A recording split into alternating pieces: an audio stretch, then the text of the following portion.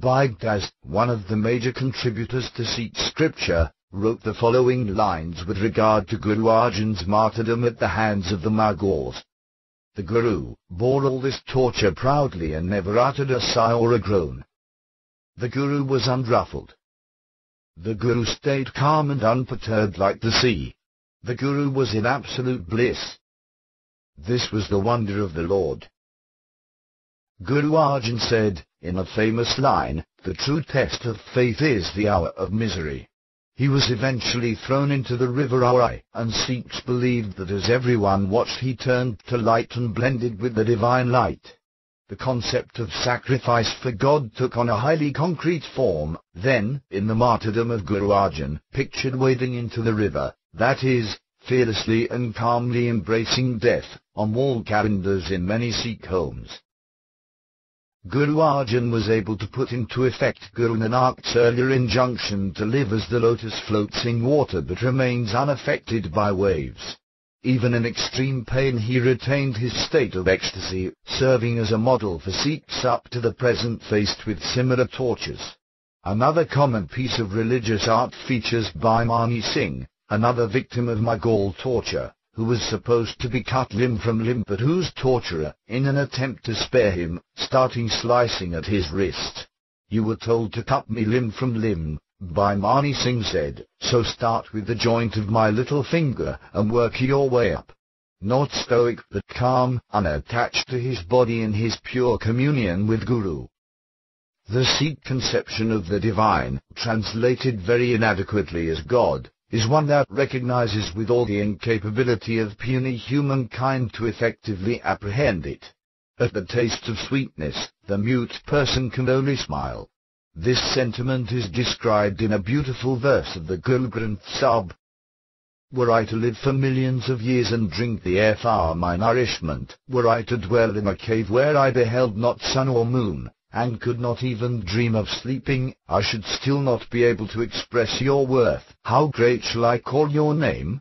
Were I to be felled and cut in pieces, were I to be ground in a mill, were I to be burned in a fire, and blended with its ashes, I still should not be able to express your worth. How great shall I call your name? Were I to become a bird and fly to 100 heavens, were I to vanish from human gaze and neither eat nor drink, I should still not be able to express your worth. How great shall I call your name? Had I hundreds of thousands of tons of paper and a desire to write on it after all the deepest research, were ink never to fail me, and could I move my pen like the wind, I should still not be able to express your worth. How great shall I call thy name?" Guru Nanak composed the most important prayer in Sikhism, the Japji or morning prayer. There is but one God, eternal truth, almighty creator, unfearful, without hate and enmity, immortal entity, unborn, self-existent. By his grace, you shall worship the one who was true before creation, the one who was true in the beginning, the one who is true now, the one who shall be true forever. Guru Nanak was under no illusions as to the real difficulty of following the path of religious truth. As the community of Sikhs, the Panth, grew, he tested his disciples to show how firm one's resolve must be to stay pure amid the impurities of the world. In a significant episode toward the end of his life, Guru Nanak set off on a road leading into a forest, enjoining his disciples to accompany him. As the group proceeded they found copper coins scattered across the path. Some of the Sikhs greedily picked them up and left for home. As the remaining disciples advanced, they found the road littered with silver coins. At this point more in the group departed. Finally, gold coins were piled on the path. After this only a few loyal followers pushed on with Guru Nanak. When they entered the forest the party found a funeral pyre lighted by 4 lamps, emitting a ghastly smell. The Guru asked, "Is there anyone who will eat this corpse?" The Sikhs turned away in disgust, but one, Bhai Lena, stood firm. "Where shall I begin, with the head or the feet?" he asked. At this gesture of loyalty and love, Guru Nanak embraced Bhai Lena and gave him the name Mangad, limb of the Guru. Sikhism is probably the only major religion of the world that claims gender equality as one of its central precepts. The texts are unequivocal on this point, and though Sikhs recognize that they do not always live up to the desideratum of equality, it remains an ideal accepted by all. To my knowledge, there has never been any debate about whether or not women should become scripture readers, caretakers of gurudwaras, baptized members of the Khalsa, or freedom fighters.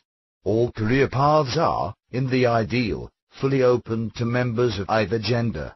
The third Guru, Guru Amar Das, had forbidden widow burning, seclusion of women, and female infanticide practices still common in much of India. Guru Gobind Singh made woman, kaur or princess, and man, Singh or lion, siblings in the Guru's family. It was the 10th and last Guru, Guru Gobind Singh, who took the final step of establishing the military brotherhood of Sikhs, the Khalsa or pure. After the martyrdom of his father, Guru Teg Bahadur, who gave his life to save Hindus from persecution, Guru Gobind Singh assumed the leadership of the Sikhs. The most important event in the militarization of the faith conducted by Guru Gobind Singh was the foundation of the Khalsa in 1699.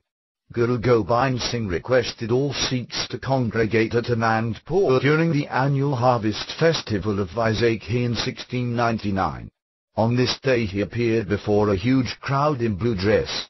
He drew his sword and demanded a head. One Sikh came forward and offered his head. The Guru took him inside a tent and emerged a few minutes later with a bloodied sword. 5 Sikhs offered their heads one after the other. Then the 5 heroic volunteers came out of the tent, unharmed. These 5, who were willing to sacrifice their lives for their Guru, were called Pyaras or 5 beloved ones. Guru Gobind Singh took an iron bowl and poured some water in it, then his wife, Mata Sahib Kaur, came and added sugar crystals. Guru Gobind Singh stirred this mixture with a double-edged sword while reciting Gurabani. This procedure created a sacred nectar called Amrit, a word that forms the etymological root of the name of Amritsar, the holy city of the Sikhs. Baptism by the sword's nectar, an image both martial and spiritual, replaced the more traditional picture of the devoted Sikh lovingly drinking the water in which a Guru's foot had rested. Each of the 5 beloved ones of Guru Gobind Singh drank 5 palmfuls of the Amrit and had Amrit sprinkled in their eyes 5 times. All of these Sikhs belonged to different castes. Guru Gobind Singh gave them all the name Singh, meaning lion, and designated them collectively as the Khalsa. For members of the Khalsa, Guru Gobind Singh would be their father, and his wife would be their mother. They would claim Anandpur, the city where the Khalsa was created, as their home, and would celebrate Vaisakhi as the birthday of the Khalsa. Women were also initiated into the Khalsa, and initiates were then called kaur or princess.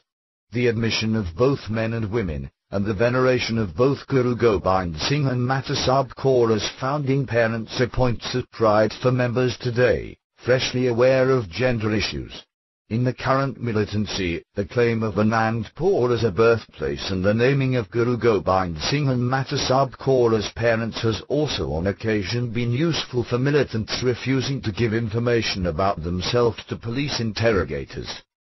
Every member of the Khalsa was enjoined by Guru Gobind Singh to wear 5 symbols of the Sikh faith, called the 5 Ks. The use of Pyaras, 5 beloved ones, as a kind of court, was began by Guru Gobind Singh. After initiating the original 5 volunteers in the Khalsa, he requested that they in turn initiate him. This is taken as a significant indicator of the democratic nature of the Khalsa. Authority is vested in any group of 5 Sikhs who come together to take a decision. The Pandit Committee, which declared the independence of Khalistan in 1986, was likewise a 5-member body. Guru Gobind Singh carried a falcon as a symbol of martial and spiritual strength, and he is often pictured